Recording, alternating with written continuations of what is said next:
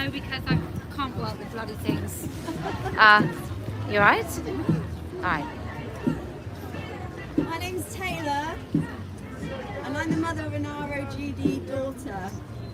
She's 13 now, and 2 years ago, after a traumatic experience, she decided she was a gay man.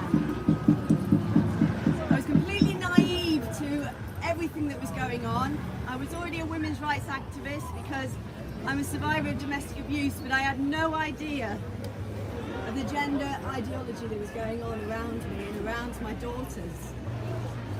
So I affirmed her. She went to high school and I asked the school to call her boy and the boy's name, and I protected her. I thought that this was just a phase, that this was part of her healing journey and this is what she needed. I didn't really take any of it very seriously. But then she started telling me that she was seeing things online, started bringing up about puberty blockers, which I'd never heard of. And then she told me that she could have a penis. But all they do, Mum, is they take a little bit of skin off your arm and they just fold it up and they sew it to your groin. And I thought, hang on a minute. I've been a woman for over 40 years, that doesn't sound right. So when they went to stay with their father at Easter this year, I decided to delve online into YouTube, somewhere I'd never really been apart from the odd music video, and do some research. And I didn't go down the TERF route because I'd never heard of the term TERF. I typed in trans women. And the first video that came up was by a guy called Blair White.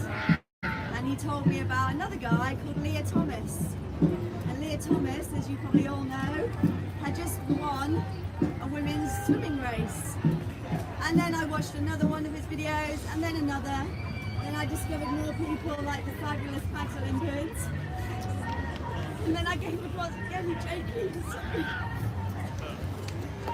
And now I'm speaking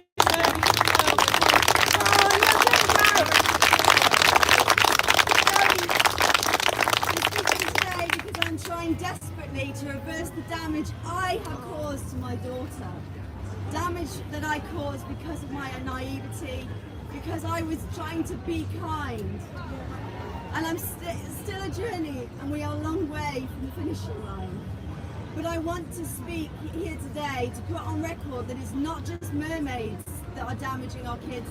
And my daughter was in touch with mermaids for a little while, and I have put in a subject access request with mermaids.